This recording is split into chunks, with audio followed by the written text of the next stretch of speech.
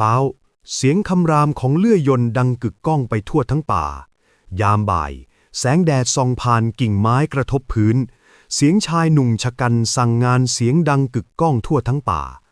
ปิยพงศ์เป็นหนึ่งในคนงานรับจ้างตัดไม้ให้ในหัวใหญ่จากทางภาคใต้ผู้มีอำนาจสั่งการตัดไม้ผ่านกระบวนการถูกต้องตามกฎหมายและคนงานอีก2-3 คนช่วยกันตัดและลากท่อนไม้มารวมกันเพื่อขนขึ้นบนรถบรรทุก10 ล้อไอ้ชัดมาตัดไม้ตรงนี้เร็วๆมันต้องจับกัน2 คนเสียงตะโกนของพี่คล้าวหัวหน้าใหญ่สั่งงานผู้ที่ควบคุมการตัดต้นไม้ในครั้งนี้เสียงของพี่คล้าวเต็มไปด้วยอำนาจและความเคยชินกับผืนป่าทุกคำสั่งเฉียบขาดราวกับเขาเป็นเจ้าของพื้นที่แห่งนี้โดยไม่ต้องตั้งคำถามพี่คล้าวอีก2 ชั่วโมง10 ล้อจะเข้ามารับเอาไม้แล้วครับพี่เราจะเสร็จทันไหมไอ้วังลูกน้องคนสนิทรายงานรถ10 ล้อจะเข้ามารับไม้คำถามนั้นดูเหมือนเป็นเพียงเรื่องของเวลาแต่ลึกลงไปกลับแฝงความกังวลบางอย่างราวกับทุกคนรู้ดีว่างานครั้งนี้ไม่ได้ราบรื่นอย่างที่เห็นเสียงลมพัดผ่านใบไม้เริ่มแรงขึ้นคล้ายสัญญาณเตือนบางสิ่งที่กำลังจะเกิดขึ้นเสร็จทันสิเสียงตะโกนดังพรึ้มพวกมึงอีก2 คนมาทางนี้ตามกูมารถจะโค่นต้นสุดท้ายของวันนี้อีก1 ชั่วโมงครึ่งต้องเสร็จเข้าใจไหมเสียงลูกน้องตะโกนตอบกลับทันทีเข้าใจครับหัวหน้าเสียงเลื่อยยนต์คำรามดังสนั่นไม่หยุดท่ามกลางแสงแดดที่ร้อนระอุและฝุ่นละอองขี้เลื่อยลอยฟุ้งกระจายบนอากาศทันใดนั้นเองเสียงโทรศัพท์สายจากกรุงเทพดังขึ้นคล้าวหยิบโทรศัพท์ขึ้นเห็นชื่อนายหัวจากกรุงเทพแล้วรับสายทันทีสวัสดีครับนายหัวคล้าวอีก2 วันจะมีเจ้าหน้าที่เข้าไปตรวจสอบเอกสารกับเองนะต้อนรับเขาดีๆด้วยเจ้าหน้าที่คนนี้ค่อนข้างเคร่งกับเอกสารเองต้องเตรียมเอกสารให้ครบออกไปรับเขาที่ตัวอำเภอด้วยเวลานัดหมายเดี๋ยวฉันจะส่งไปทางไลน์อีกทีฉันลืมบอกเจ้าหน้าที่คนนี้ชื่ออินทรีฉันขอย้ำอีกทีอย่าให้พลาดรับทราบครับในหัวไม่ต้องเป็นห่วงครับผมจะต้อนรับให้ดีที่สุดส่วนเอกสารผมไม่แน่ใจว่าที่เรามีอยู่ตอนนี้ยังขาดอะไรอีกเองเช็คเอกสารให้ดีฉันเชื่อใจแกฉันเป็นเพียงคนตัดไม้อยู่กลางปางไกลไร้อำนาจใดมีแค่แรงกายใจตื่นเช้ามาสั่งงานเหงื่อไหลท่ามกลางแดดไฟชีวิตต้องดิ้นรนไปเย็นวันเดียวกันในหัวที่กรุงเทพไลน์มาบอกว่าอินซีจะถึงตัวอำเภอประมาณ2 ทุ่มให้เข้าไปรับเจ้าหน้าที่ที่กรมป่าไม้ประจำอำเภอรอนานไหมครับคล้าวเอ่ยเบาๆกับอินซีแสงไฟหน้าสถานีรถโดยสารสาดกระทบใบหน้าของทั้ง2 คนคล้าวยืนพิงรถกระเป๋าเสื้อเปิดเล็กน้อยเผยผิวเข้มที่ผ่านแดดสายตาคมมองสำรวจคนตรงหน้าอย่างเงียบๆส่วนอินซียืนตรงสะอาดเรียบร้อยต่างกันราวกับอยู่กันคนละโลกแต่ทันทีที่สายตาประสานกันบางอย่างเหมือนสะดุดอยู่ตรงกลางระหว่าง2 คนนั้นไม่นานครับผมเพิ่งมาถึงจากนี้ไปที่ปางไม้กี่กิโลเมตรครับอินซีพูดใบหน้าเรียบเฉยน้ำเสียงนิ่งสุภาพแต่แววตากลับไม่ได้เรียบอย่างที่เห็นมันเหมือนกำลังประเมินคนตรงหน้าทั้งในฐานะเจ้าหน้าที่และอะไรบางอย่างที่อธิบายไม่ถูกใช้เวลาเดินทางประมาณครึ่งชั่วโมงได้แล้วคุณอินซีจะซื้ออะไรเพิ่มเติมไหมครับคล้าวตอบสั้นๆแต่สายตายังไม่ละจากอีกฝ่ายเหมือนกำลังมองมากกว่าที่ควรมองไม่ต้องเรียกผมว่าคุณหรอกครับผมอายุน้อยกว่าเรียกผมว่าอินซีก็พอแล้วคุณล่ะชื่ออะไรคำพูดฟังดูเป็นกันเองแต่แฝงการลุดระยะห่างอย่างแนบเนียนจากเจ้าหน้าที่กลายเป็นคนธรรมดาในประโยคเดียวผมเป็นหัวหน้าคุมคนงานชั่วคราวครับคล้าวตอบเรียบๆเหมือนมีอะไรซ่อนอยู่ลึกๆทั้งนิสัยและบางอย่างในสายตาที่อินซีเริ่มจับสังเกตเป็นคนนี้เองหัวหน้าคุณส่งรายงานมาที่ผมชื่อคุณทุกคนผมจำได้แค่ผมไม่รู้จักหน้าแค่นั้นเองผมเตรียมพร้อมมาจากกรุงเทพแล้วไม่ต้องซื้ออะไรแล้วครับไปได้เลย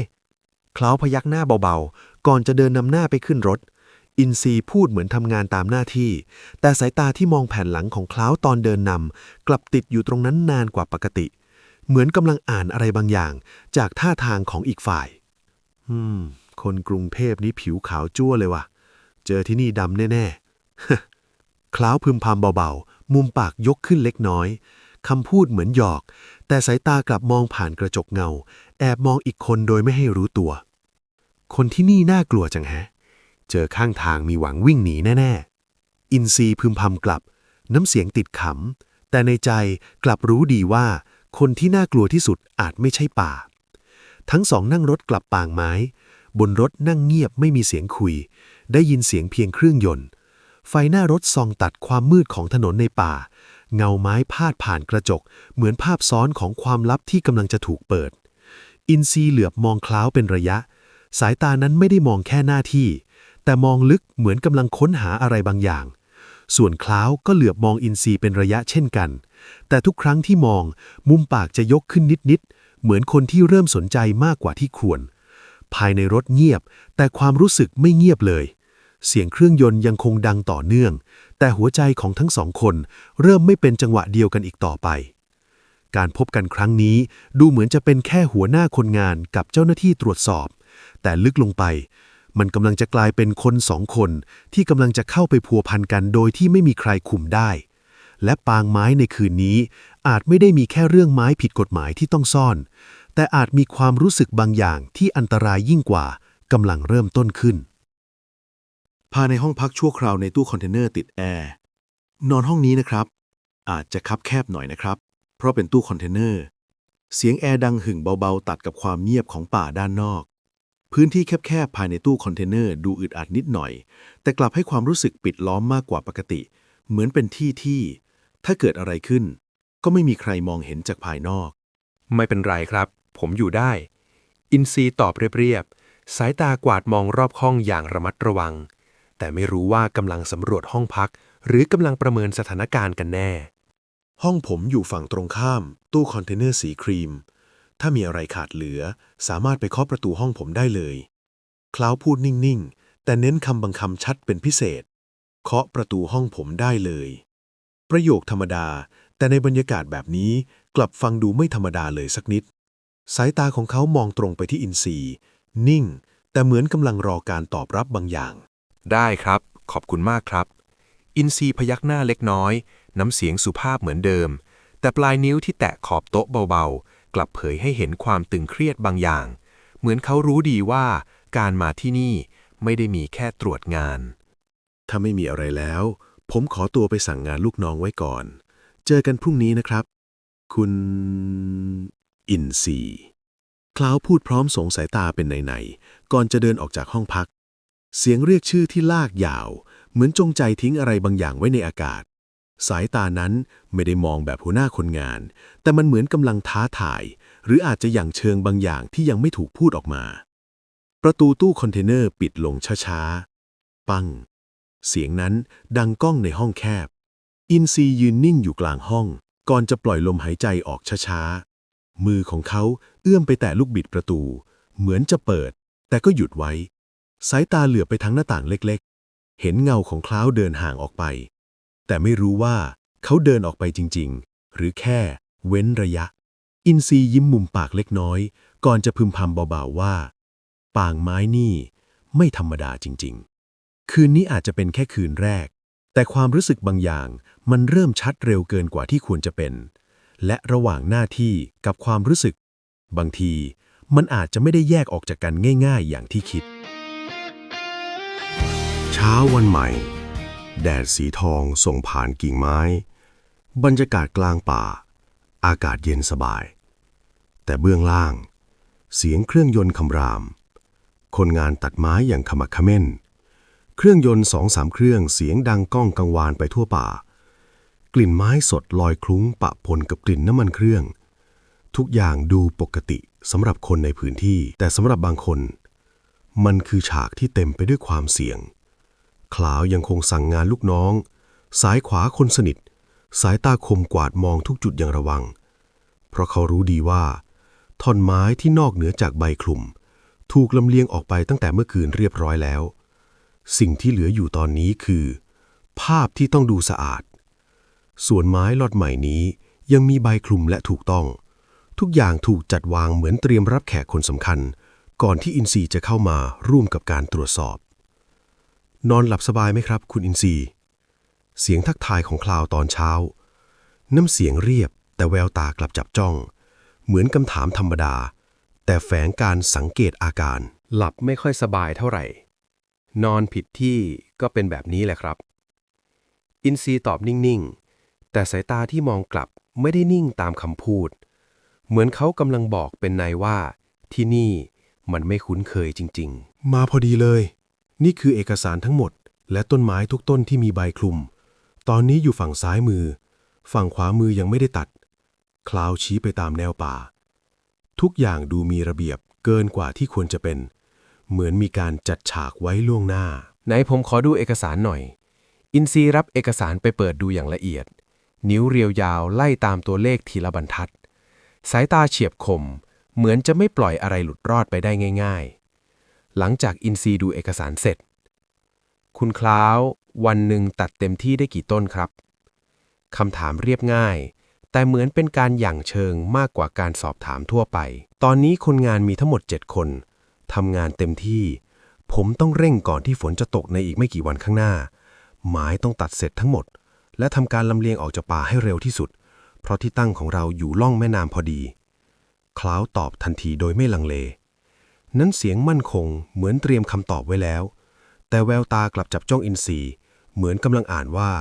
อีกฝ่ายเชื่อหรือไม่ผมจะไม่รับกวนการทำงานของคุณคล้าวนานหรอกครับผมแค่ตรวจสอบเอกสารที่สำคัญก็เท่านั้นเองคุณมีหน้าที่อะไรคุณก็ทำไปได้เลยเอกสารหน้างานผมเช็คเรียบร้อยหมดแล้วเหลือเพียงเอกสารใบคลุมต้นฉบับเท่านั้นเองที่ผมต้องเช็คอินซีปิดแฟ้มเอกสารลงเบาๆคำพูดดูผ่อนคลายแต่คำว่าต้นฉบับกลับหนักแน่นกว่าคำอื่นเหมือนกำลังบอกว่าของจริงยังไม่ได้เริ่มตรวจไม่ต้องห่วงครับอยู่ที่โต๊ะทำงานผมรอผมสักพักนะเสร็จจากตรงนี้เดี๋ยวตามผมไปที่ห้องทำงานคล้าวตอบพร้อมรอยยิ้มบางๆเหมือนคนที่มั่นใจในสิ่งที่เตรียมไว้หรือมั่นใจในวิธีรับมือเสร็จแล้วไปตามผมที่ชายป่าฝั่งนู้นนะครับผมจะรออยู่ที่นั่นอินซีพูดพลางหันหลังเดินออกไปก่อนจะหยุดเล็กน้อยเหมือนตั้งใจทิ้งพื้นที่ว่างให้คลาวคิดหัวหน้าคลาวพยักหน้าเบาๆก่อนจะคุยกับลูกน้องต่ออินซีเดินลึกเข้าไปทางชายป่าแสงแดดส่องลอดกิ่งไม้ตกกระทบใบหน้าเขาเป็นจังหวะสายตานิ่งแต่ความคิดไม่หยุดส่วนคล้าว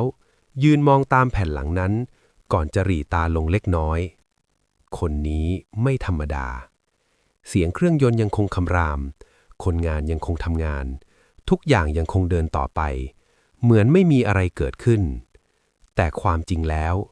เกมบางอย่างได้เริ่มขึ้นแล้วระหว่างคนที่พยายามปกปิดกับคนที่พยายามเปิดเผยและระหว่างนั้นกลับมีอีกอย่างหนึ่งที่ค่อยๆแทรกเข้ามาโดยไม่รู้ตัวความรู้สึกที่อันตรายไม่แพ้ความลับในป่าแห่งนี้ไงครับคุณอินซีเสียงทักจากทางด้านหลังทำให้อินซีตกใจเสียงของคล้าวดังขึ้นใกล้กว่าที่ควรจะเป็นลมหายใจอุ่นๆแทบเฉียดข้างหูเหมือนตั้งใจหรือบังเอิญก็ไม่รู้อุ๊ยตกใจหมดเลยทั้งสองสบตากันจังหวะที่หันกลับมาระยะห่างระหว่างใบหน้าใกล้เกินเพียงคืบเดียว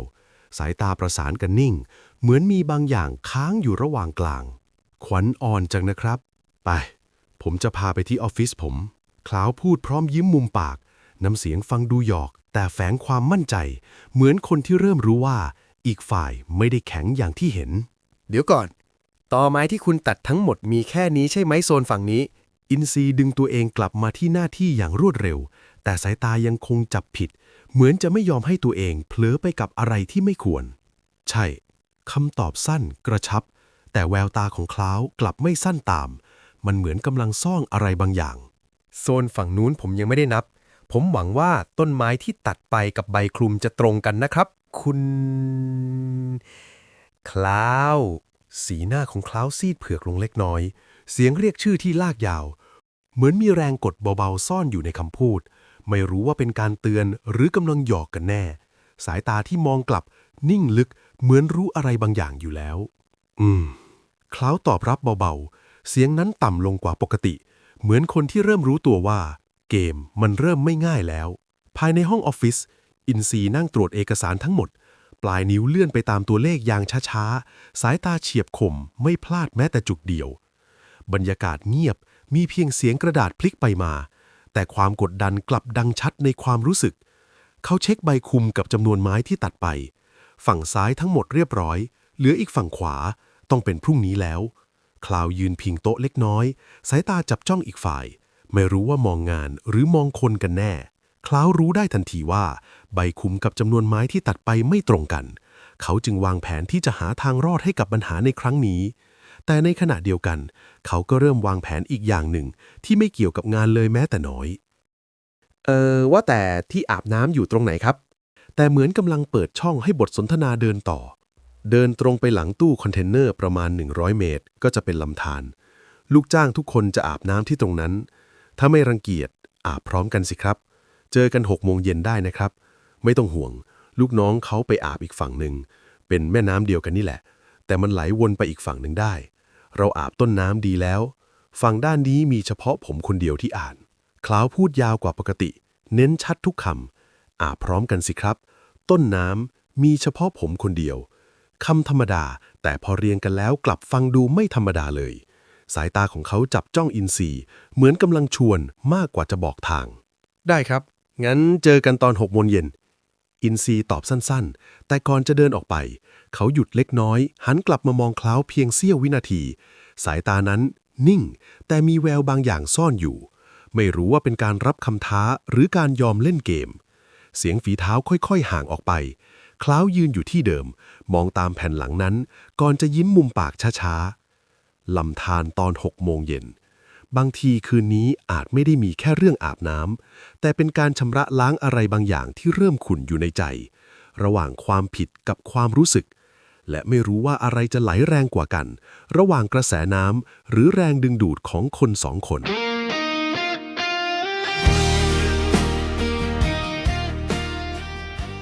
บรรยากาศยามเย็นแสงแดดส่องผ่านกิ่งไม้กระทบน้ำส่องแสงระยิบระยับเสือคล้าวอาบน้ำด้วยความสบายใจสักพักอินทรีเดินลงมายังท่าน้ำใสสายตาสะดุดกับเรือนร่างที่เต็มไปด้วยกล้ามเนื้อเป็นมัดบ่งบอกถึงความเถื่อนดิบที่แฝงในการขยับร่างกายอ้าวนึกว่าจะไม่มาแล้วสายน้ำไหลเอื่อยแต่บรรยากาศกลับไม่เอื่อยตามหยดน้ำที่เกาะตามแผ่นหลังของคล้าวสะท้อนแสงแดดวาววับราวกับตั้งใจโชว์โดยไม่ต้องพูดอะไร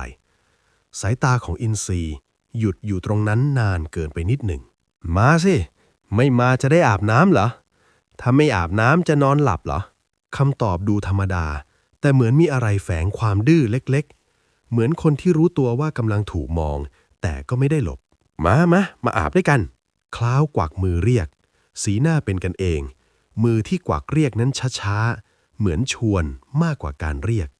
สายตาคมมีแววขำๆปนอะไรบางอย่างที่อ่านไม่ออกอินทรีชะงักเล็กน้อยสายตากวาดมองรอบๆเหมือนหาข้ออ้างแต่สุดท้ายก็ไม่มีเหตุผลพอจะปฏิเสธกลัวอะไรวะผู้ชายเหมือนกันคำพูดสั้นๆแต่เหมือนผลักอีกฝ่ายเข้าใกล้ขึ้นอีกก้าวกลัวอะไรใครว่ากลัวผมไม่ได้กลัวซะหน่อยน้ำเสียงแข็งขึ้นเล็กน้อยเหมือนตอบเพราะศักดิ์ศรีมากกว่าความมั่นใจจริงๆหลังจากอินทรีเดินเข้าไปใกล้ทั้งสองอาบน้ำด้วยกันสายน้ำไหลผ่านไหล่ผ่านแผ่นหลังเสียงน้ำกระทบผิวดังเบาๆแต่ความรู้สึกกลับดังชัดขึ้นเรื่อยๆคล้าวเอาสบู่ถูตัวให้อินทรีมือที่แตะผ่านไหล่เลื่อนไปช้าๆเหมือนตั้งใจช้ากว่าปกติอินทรีนิ่งไปเล็กน้อยแต่ก็ไม่ได้ขัดขืนเหมือนปล่อยให้มันเป็นไปโดยไม่พูดอะไรทั้งสองเริ่มสนิทกันยิ่งขึ้นต่างคนต่างถูสบู่ให้กันเสียงหัวเราะดังแทรกเป็นระยะแต่ไม่รู้ว่าหัวเราะเพราะขำหรือว่าเพราะกลบอะไรบางอย่างกันแน่หลังจากนั้นทั้งคู่ลงล้างน้ำด้วยกันเพื่อล้างสบู่ออกจากตัวหยอกล้อกันไปมาน้ำกระเซ็นใส่กันเหมือนเด็กแต่สายตาไม่เด็กตามมีอยู่จังหวะหนึ่งที่อินทรีเหยียบก้อนหินแล้วลื่นล้มลงมาก่อนที่คล้าวจะคว้ามือไว้ทันแรงดึงนั้นทำให้ทั้งสองเข้าใกล้กันมากใกล้จนได้ยินเสียงลมหายใจของกันและกันทั้งสองคนสบตากันหัวใจเต้นแรงน้ำยังคงไหลแต่เวลารอบตัวเหมือนหยุด คล้าวชะงักไปเล็กน้อย เหมือนกลัวอีกฝ่ายจะอ่านออกถึงอะไรบางอย่างที่ซ่อนอยู่ภายในตื่นตัว เลยพูดแก้เขินกลัวสายตาอินทรีเห็น เย็นมากแล้ว เราต้องขึ้นจากน้ำแล้วล่ะ เพราะอีกไม่นานอาจจะมีเสือหรือว่าช้างมากินน้ำก็ได้ มันค่อนข้างอันตราย คำพูดดูเหมือนห่วงเรื่องป่า แต่จริงๆแล้วอาจกำลังห่วงตัวเองมากกว่า ว่าถ้าอยู่ใกล้กว่านี้อีกนิดอาจควบคุมอะไรไม่อยู่ ความสนิทค่อยๆเริ่มก่อตัวขึ้นอย่างช้าๆโดยที่ทั้งสองไม่ทันรู้ตัว จากแค่คนแปลกหน้ากลายเป็นคนที่เริ่มคุ้นเคยกับการอยู่ใกล้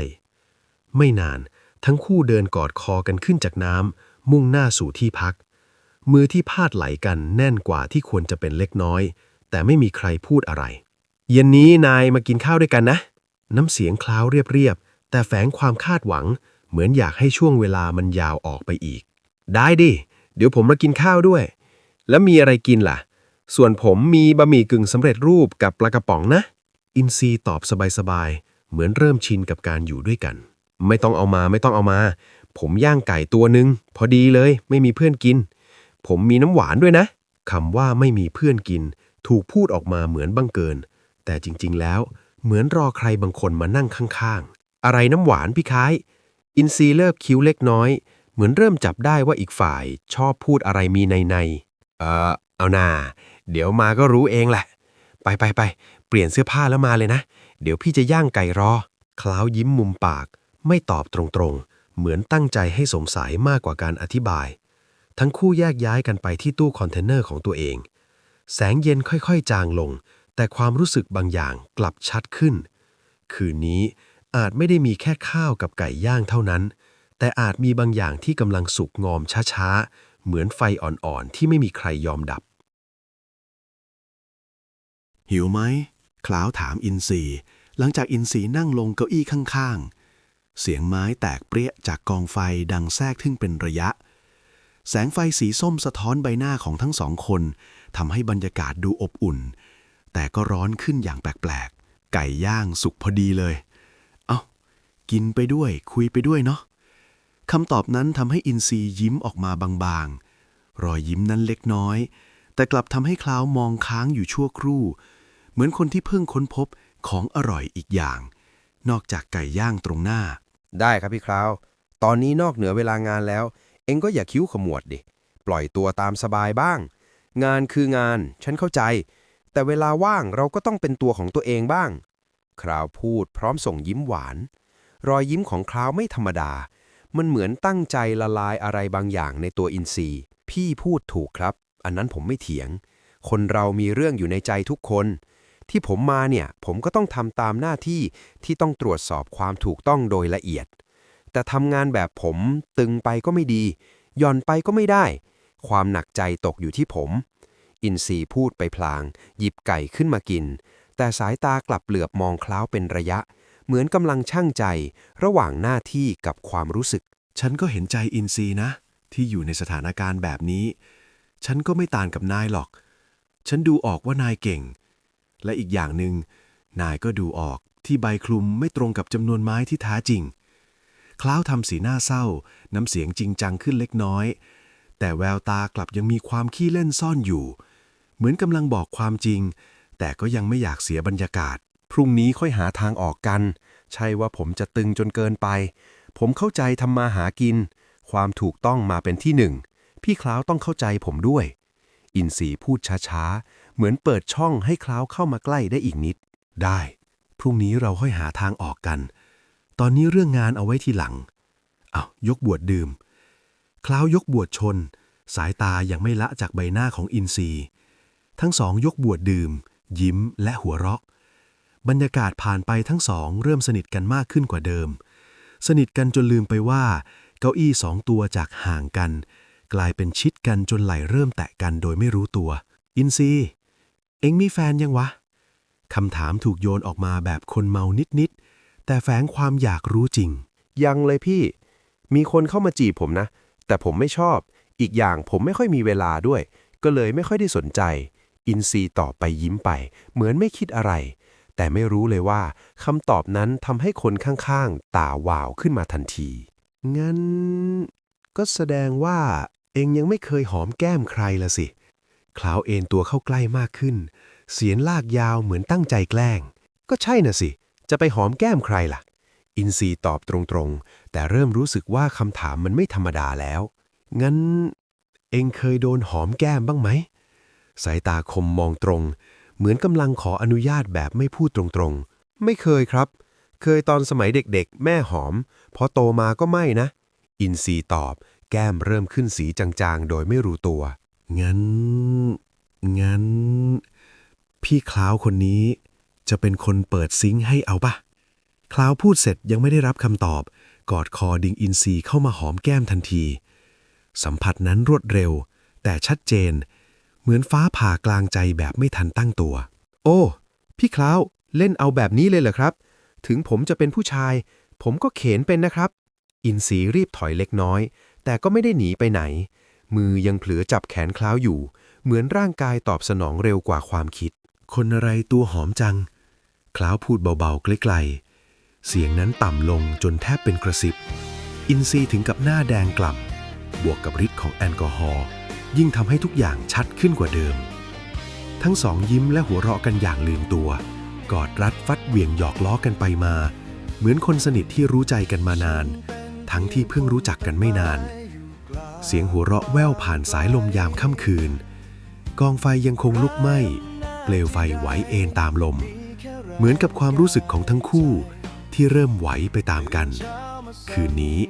อาจจะเริ่มต้นจากแค่ไก่ย่างกับน้ำหวานแต่ดูเหมือนว่าของที่หวานกว่าจะไม่ใช่อยู่บนโต๊ะแต่อยู่ตรงคนที่นั่งข้างๆที่เริ่มทำให้ใจไม่อยู่กับตัว ที่พลาดพลั้งกับความรู้สึกข้างใน อินซีนายเดินไม่ตรงแล้วเนี่ยเดินดีๆสิเช้าค่อยๆประคองอินซีเดินเซไปเซมา ถึงเที่ยงแล้วนั่งก่อนแขนของคล้าวพยุงร่างอินซีแนบชิดระยะห่างแทบไม่มีลมหายใจอุ่นๆปะทะกันเป็นจังหวะไม่รู้ว่าใครเมามากกว่ากันระหว่างคนดื่มกับคนที่เริ่มหลงบรรยากาศพี่คล้าวพี่นี้หล่อเข้มจริงๆเลยนะสงสัยเป็นขวัญใจสาวๆแน่ๆเลยใช่ไหมล่ะอินซีพูดไปชี้นิ้วไปสไตล์คนเมามือไม้ลูบไปลูบมาโดยไม่รู้ตัวปลายนิ้วที่แตะผ่านอกผ่านแขนเหมือนจะไม่ได้ตั้งใจแต่กลับทำให้คล้าวนิ่งไปชั่ววินาทีสายตาคมเข้มเริ่มเปลี่ยนความหมาย เมาหนักนะเนี่ยเราไม่บอกว่าคออ่อนแบบนี้คล้าวพูดกลัวหัวเราะ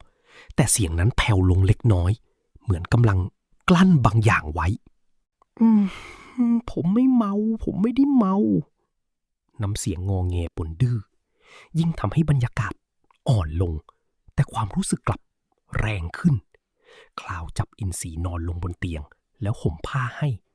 การกระทำดูอ่อนโยนแต่สายตาที่มองลงมากลับไม่ได้อ่อนโยนตามทั้งหมดอ๋อไม่ได้เมาก็ไม่ได้เมางั้นนอนพรุ่งนี้เช้าค่อยเจอกันนะหลับฝันดีนะคลาวหันหลังพยายามเดินออกจากห้องเหมือนคนที่ควรหยุดก่อนที่อะไรจะเลยเถิดทันใดนั้นพี่คลาวเอ็งไหมคำถามนั้นลอยขึ้นมาในอากาศเบาๆแต่ชัดเจนมันโยนไฟก้อนเล็กๆเข้าไปในความเงียบคลาวสะดุ้งเล็กน้อยก่อนจะหันกลับมามองสายตานิ่งค้างอยู่ที่ร่างบนเตียงคือผมอยากจะลองนะแต่ผมไม่เคยลองกับใครพี่เคยทำไหมอินซีพูดด้วยเสียงแผ่วไม่รู้ว่าเป็นเพราะฤทธิ์แอลกอฮอล์หรือเป็นความรู้สึกจริงที่เผลอหลุดออกมาคลาวค่อยๆเดินกลับมานั่งบนเตียงข้างๆที่นอนหยวบลงเล็กน้อยเหมือนบรรยากาศรอบตัวเริ่มเปลี่ยนไปมือของเขายื่นไปจับมืออินซีเบาๆปลายนิ้วสัมผัสกันอุ่นและนิ่งพี่ไม่เคยกับผู้ชายด้วยกันนะแต่ถ้าอินซีต้องการก็ได้นะพี่ไม่ขัดอินซีแน่ใจนะว่าจะลองเล่นกับไฟเสียงของคล้าวต่ำลงช้าและหนักแน่นคำว่าไฟไม่รู้ว่าหมายถึงอะไรแต่ความร้อน เริ่มชัดขึ้นในอากาศผมแน่ใจครับคำตอบสั้นแต่มั่นคงเหมือนคนที่ตัดสินใจแล้วสิ้นเสียงคำพูดคลาวขึ้นไปนอนบนเตียงด้วยกันระยะห่างหายไปในพริบตาเขาค่อยๆโอบกอดอินทรีเบาๆไม่รีบร้อนเหมือนคนที่อยากซึมซับทุกวินาทีลมหายใจเริ่มใกล้กันจังหวะหัวใจเริ่มไม่ปกติความเงียบในห้องกลับดังชัดกว่าทุกเสียงภายนอกป่ายังคงมืดแต่ภายในห้องเล็กๆนี้เหมือนมีบางอย่างลุกขึ้นช้าๆไม่ใช่แค่ไฟจากกองเมื่อคืนแต่เป็นไฟอีกแบบที่ไม่มีใครอยากดับและคืนนี้อาจเป็นจุดเริ่มต้นของบางอย่างที่ทั้งอันตรายและยากจะถอย หลังจากทุกอย่างพร้อมคลาวค่อยจู่โจมซอกคอขาวทันทีไม่นานริมฝีปากของทั้งสองค่อยๆสัมผัสซึ่งกันและกันคลาวกดริมฝีปากเบาๆอินทรีรับแรงกดนั้นไว้ด้วยความเต็มใจทั้งร้อนแรงและหนักหน่วงกว่าที่เขาทำตอบกลับหลายร้อยเท่าหลังจากนั้นไม่นานทุกอย่างก็เป็นไปตามสัญชาตญาณผู้ล่าสำหรับคลาวแล้วเขามีความชำนาญ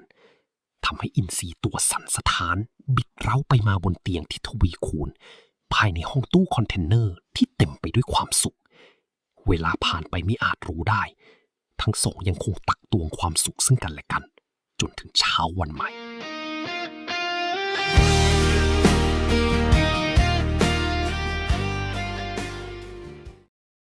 วันสายๆของวันแสงแดดสีทองส่องผ่านกิ่งยอดไม้เสือคล้าวยังคงคุมคนงานตัดไม้เช่นเคยเสียงตะโกนสั่งงานมือปาดเหงื่ออย่างขมักเขม้นต้องแข่งกับเวลาเพราะอีกไม่กี่วันก็จะมีพายุเข้าตามกรมอุตุรายงานมาเสียงเลื่อยยนต์ยังคงคำรามก้องแต่ในหัวของคล้าวกลับไม่ได้มีแค่งานภาพเมื่อคืนยังวนเวียนไม่ไปไหนยิ่งคิดมุมปากก็ยิ่งยกขึ้นเล็กน้อยทางด้านอินทรีเขายังคงค่อยๆพยุงตัวเองเดินลงไปอาบน้ำที่ทานน้ำคนเดียวตอนนี้ทำไมมันรู้สึกแย่แบบนี้วะปวดเนื้อปวดตัวไปหมดทั้งเจ็บทั้งแสบอีกโอ้ยกูคิดอะไรของกูวะเมื่อคืนนี้น่าอายเฮ้ยอินทรีพึมพำบ่นอยู่คนเดียวทุกก้าวที่เดินเหมือนเป็นการทบทวนความทรงจำทีละฉากยิ่งคิดไปหน้าก็ยิ่งร้อนทั้งอายทั้งเผลอยิ้มโดยไม่รู้ตัวไม่นานนัก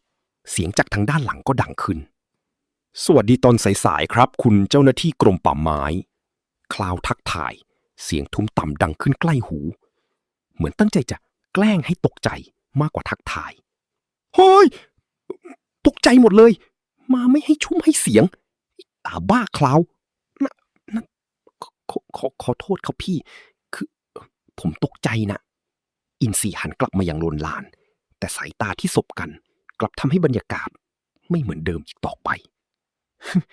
เสียงอุทานได้น่ารักนะครับคุณอินทรีคำชมสั้นๆแต่แฝงด้วยรอยยิ้มมุมปากเหมือนคนที่รู้อะไรมากกว่าที่พูดอย่าเพิ่งคุยกับผมตอนนี้ได้ไหมผมยังอายพี่คล้าอยู่เลยนี่อินทรีเบือนหน้าหนีแต่ยิ่งหนีก็ยิ่งเหมือนชวนให้ตามความเขินมันชัดจนปิดไม่มิด มาอายอะไรตอนนี้ที่เมื่อคืนนี้ไม่เห็นอายทั้งกอดทั้งจูบทั้งลูบคลาวพูดเนิบๆเหมือนคนที่จำรายละเอียดได้ครบทุกจังหวะคำพูดธรรมดาแต่เล่นเอาคนฟังแทบยืนไม่อยู่พอเลยโอ้ยอายเลยกูทกอะไรลงไปวะเนี่ยอินทรีเอามือกุมหน้าน้ำเสียงเหมือนอยากหนีแต่ขากลับไม่ยอมขยับไปไหน ไม่ต้องอายผมหรอกคุณเห็นก็เห็นมาหมดแล้วครั้งแรกละสิคลาวขยับเข้าใกล้ทีละนิดสายตาไล่มองตั้งแต่หัวจรดเท้าช้าและชัดเหมือนกำลังย้ำความจริงให้จำขึ้นใจก็ดิคำตอบสั้นๆแต่เสียงเบาจนแทบหายไปกับลมจะให้ผมรับผิดชอบไหมล่ะผมลูกผู้ชายพอนะเป็นแฟนกับผมไหมคำพูดตรงๆแบบไม่อ้อมค้อมแต่แววตากลับจริงจังกว่าที่เคย มันไม่ใช่แค่แกล้งแต่มันคือการขอครอบครองแบบคนป่าเถื่อนตรงไปตรงมาอินทรีถึงกับนิ่งหัวใจเต้นแรงโดยไม่ทันตั้งตัวเดี๋ยวค่อยคุยกันได้ไหมยังอายอยู่เลยพี่ขึ้นไปก่อนเดี๋ยวผมตามไปคำตอบเหมือนถอยแต่จริงๆแล้วเหมือนกำลังเปิดทางมากกว่าอย่าลืมให้คำตอบด้วยล่ะว่าจะเอายังไงแต่ว่า ผมชอบนะชอบเวลาอยู่กับคุณน่ะ คล้าวหันหลังแต่คำพูดสุดท้ายเหมือนตั้งใจทิ้งไว้ให้คนฟังเก็บไปคิดต่อหลังจากนั้นเสือคล้าวค่อยๆหันหลังเดินกลับไปยังโต๊ะกินข้าวข้างๆตู้คอนเทนเนอร์ข้างๆตู้นอนทิ้งไว้เพียงเสียงฝีเท้ากับความรู้สึกที่ยังค้างอยู่ในอากาศ รีบแต่งตัวแล้วมากินข้าวกับพี่นะจะรอเร็วๆล่ะน้ำเสียงเหมือนสั่งงานแต่แฝงความห่วงใยแบบไม่ปิดบังรู้แล้วน่าอายโคตรเลยว่ะกูทำมันลงไปวันนี้หรือว่ากูรักเขาวะอยู่ใกล้ทีไรใจสั่นทุกทีอย่างนี้เขาเรียกว่ารักหรือเปล่าวะเฮ้ยอินทรีพึมพำบ่นกับตัวเองน้ำในลำธารยังคงไหลเอื่อยแต่ใจของเขากลับไม่สงบเหมือนเดิมอีกแล้วบางทีสิ่งที่เกิดขึ้นเมื่อคืนอาจไม่ใช่แค่ลองแต่เป็นจุดเริ่มต้นของอะไรบางอย่างที่ถอนตัวไม่ขึ้นแล้ว หลังจากนั้นไม่นานทั้งคู่ได้มานั่งกินข้าวด้วยกันบนโต๊ะก่อนที่สายตาเขาจะค่อยๆสังเกตตั้งแต่หัวจรดเท้าก่อนจะยิ้มที่มุมปากหายเจ็บหรือยังคำถามนั้นยิ่งทำให้อินทรีหน้าแดงและเขินอายสายตาที่ไล่มองช้าๆเหมือนคนที่จำได้ทุกจุดยิ่งถามยิ่งเหมือนแกล้งยิ่งทำให้อีกคนทำตัวไม่ถูกถ้ามันหายเจ็บง่ายขนาดนั้นก็ดีสิคนอะไรไม่บรรยะบรรยังกระหน่ำอย่างเดียวเลยนะไม่สงสารผมหรออินทรีพูดไปก้มหน้าก้มตาไปเหมือนบ่นแต่โทนเสียงกลับติดงอนเบาๆฟังแล้วไม่ได้ดูโกรธเท่าไหร่กลับเหมือนแอบอ้อนมากกว่าจะมาโทษฉันอย่างเดียวไม่ได้นะถ้าเมาด้วยกันทั้งคู่และอีกอย่างฉันไม่เคยรู้สึกถึงแรงดึงดูดมหาศาลขนาดนี้ไงถ้าฉันไม่เร่งนายจะให้ฉันขาดใจหรือไงคล้าวตอบแบบไม่สะทกสะท้านแววตานิ่งแต่แฝงความหมายลึกเหมือนพูดเรื่องเมื่อคืนแต่จริงๆแล้วเหมือนกำลังจีบซ้ำไม่มีจะพูดแล้วอายอินทรีรีบตัดบทแต่ใบหูแดงชัดเจนยิ่งปิดยิ่งโป๊ะพูดมาแล้วคล้าวยิ้มมุมปากเหมือนคนที่ได้ยินหมดแล้วและจำหมดแล้วด้วยพอเลยผมอายอยากจะร้องไห้เลยเนี่ยอินทรีโวยวายเบาๆแต่กลับไม่ยอมลุกหนีไปไหนยังนั่งอยู่ที่เดิมเหมือนใจมันยังอยากอยู่ตรงนี้ เดี๋ยวพี่ปลอบใจให้คลาวพูดพร้อมอมยิ้มบางๆคำว่าปลอบใจฟังดูธรรมดาแต่จากสายตาและน้ำเสียงมันชวนให้คิดไปได้ไกลกว่านั้นทั้งสองนั่งกินข้าวจนอิ่มบรรยากาศบนโต๊ะจากเกรงๆค่อยๆกลายเป็นหยอกล้อสายตาชนกันบ่อยขึ้นจนแทบไม่ต้องพูดอะไรก็รู้กันอยู่แล้วก่อนที่คลาวจะเอ่ยอินซีพี่มีเรื่องจะคุยด้วยไปคุยที่หลังตู้คอนเทนเนอร์แป๊บหนึ่งสิน้ำเสียงเรียบแต่แฝงความตั้งใจบางอย่างเหมือนชวนคุยแต่จริงๆเหมือนชวนไปใกล้มากกว่าได้ครับอินซีตอบสั้นๆแต่ลุกขึ้นตามทันทีเหมือนรู้อยู่แล้วว่าจะเกิดอะไรไม่นานทั้งคู่ยืนคุยกันหลังตู้คอนเทนเนอร์มุมลับตาเงียบและเป็นส่วนตัวก่อนที่คล้าวจะดึงตัวอินซีเข้ามากอดการกอดครั้งนี้แน่นกว่าและชัดเจนกว่าเมื่อคืนต่อด้วยหอมแก้มเบาๆด้วยความคิดถึงอินซีไม่ปฏิเสธการกระทำของคล้าวเลยกลับยืนนิ่งเหมือนรอตัวหอมจริงๆคำพูดสั้นๆแต่เหมือนตั้งใจสูดหายใจลึกๆเหมือนกำลังติดใจสักพักคล้าวกอดอินซีแล้วยกตัวขึ้นให้แนบชิดกว่าเดิมระยะห่างหายไปทันทีที่ยกตัวขึ้นอินซีเหมือนรู้งานขาทั้งสองข้างรัดที่เอวคล้าวทันที เป็นปฏิกิริยาอัตโนมัติ เหมือนร่างกายจำได้มากกว่าสมองนี่พี่คล้าวจะทำอะไรนี่มันกลางวันนะอีกอย่างเดี๋ยวคนงานมาเจอปล่อยเลยคำพูดเหมือนห้ามแต่น้ำเสียงไม่ได้ดุเลยเหมือนแค่เตือนแบบเขินๆก็มันคิดถึงไงงั้นคืนนี้นะคลาวพูดพร้อมอมยิ้มคำว่าคืนนี้ถูกเน้นชัดเจนเหมือนนัดหมายที่ไม่ต้องอธิบายรายละเอียดอ๋อปล่อยก่อนค่อยว่ากันอินซีรีบตอบแต่ก่อนจะลงจากอ้อมแขนยังเผลอชะงักเล็กน้อยเหมือนไม่อยากให้ปล่อยเร็วเกินไปหลังจากนั้นทั้งสองแยกย้ายกันคลาวก็ไปคุมคนงานต่อส่วนอินซีก็เข้าไปตรวจเอกสารต่อที่ออฟฟิศของคลาวแต่ทั้งวันนั้นไม่ว่าจะอยู่ตรงไหนสายตาหรือความคิดก็ยังคงแอบวนกลับไปเมื่อคืนและคำว่าคืนนี้นะยังคงก้องอยู่ในใจไม่หาย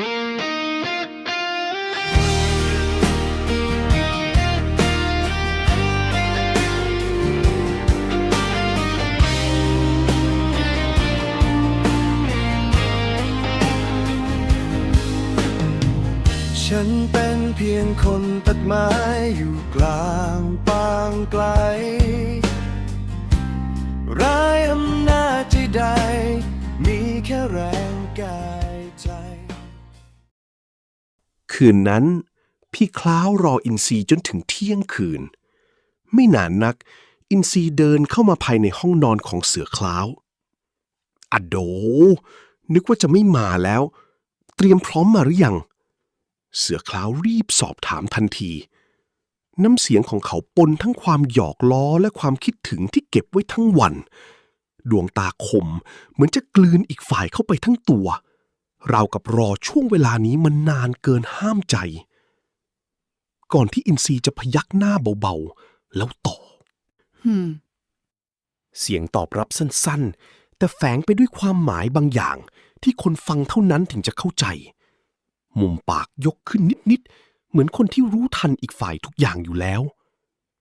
ทั้งสองมองหน้ากันสักพักช่วงเวลาสั้นๆกลับยาวนานอย่างน่าประหลาดสายตาที่จ้องกันนิ่งๆเหมือนมีบทสนทนาอีกชุดหนึ่งที่ไม่ต้องเอ่ยออกมา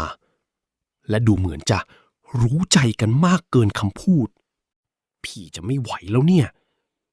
คำพูดนั้นฟังเหมือนบ่นแต่กลับชวนให้หัวใจอีกคนเต้นแรงขึ้นอย่างห้ามไม่ได้รอยยิ้มเจ้าเล่ห์ของเสือคล้าวทำให้บรรยากาศในห้องร้อนขึ้นแบบไม่ต้องพึ่งไฟสิ้นเสียงของเสือคล้าวทุกอย่างมืดสนิทภายในห้องความมืดไม่ได้ทำให้ความรู้สึกลดลงกลับยิ่งขยายทุกสัมผัสให้ชัดเจนขึ้นจนแทบหนีไม่พ้นได้ยินเพียงเสียงลมหายใจของทั้งสองที่ดังเบาบ้างแรงบ้างและเสียงของหัวใจเต้นแข่งกันไม่เป็นจังหวะบางจังหวะเหมือนใครสักคนแกล้งหยอกบางจังหวะเหมือนอีกคนเผลอตอบรับโดยไม่รู้ตัวความเงียบกลับเต็มไปด้วยเรื่องราวที่ใครก็เดาได้แต่ไม่มีใครอยากพูดออกมาจนถึงรุ่งเช้าของอีกวันเป็นอย่างนี้วันแล้ววันเล่าคืนแล้วคืนเล่าจากความใกล้ชิดกลายเป็นความเคยชินจากความเคยชินค่อยๆกลายเป็นสิ่งที่ขาดไม่ได้ยามค่ำคืนผ่านเข้ามาสำหรับทั้งสองแล้วมันคือความใกล้ชิดมันคือความโหยหามันคือความรู้สึกดีๆที่ทั้งสองมอบให้แก่กันและกันและบางครั้งมันก็มีรอยยิ้มมุมปากกับคำแซวเบาๆที่ทำให้ใจสั่นยิ่งกว่าคำหวานสิอีกจนเสือคล้าวเกิดความรักและผูกพันอินทรีก็เช่นเดียวกันโดยไม่ต้องนัดหมายมันเป็นนิยามความรักที่ไม่น่าจะเกิดขึ้นกับหน้าที่และตำแหน่งที่เป็นอยู่ความรักที่เหมือนจะผิดที่ผิดเวลาแต่กลับลงตัวอย่างประหลาดมันเป็นความเหลือเชื่อที่โลกสองใบจะมาบรรจบกันได้โลกหนึ่งเต็มไปด้วยกฎระเบียบอีกโลกหนึ่งเต็มไปด้วยความรู้สึกที่ห้ามไม่อยู่และเป็นเส้นขนานจนถึงทุกวันนี้เส้นขนานที่ไม่เคยตัดกันในสายตาคนอื่นแต่สำหรับพวกเขามันซ้อนทับกันทุกคืนแบบที่ไม่อยากให้เช้าถึงเลยสักครั้ง พอ อบคุณสำหรับการติดตามรับชม FC ทุกท่าน สามารถสนับสนุนช่องเพื่อขับเคลื่อนทำเรื่องต่อไป และเป็นกำลังใจให้กับทีมงาน Don Story LGBT เพื่อสร้างผลงานที่ดีออกมาให้ได้รับชมอีก ช่องทางการช่วยเหลืออยู่ใต้คลิปที่คอมเมนต์นะครับ ขอบคุณครับ หมดแล้ว หมดทั้งใจที่เคยมี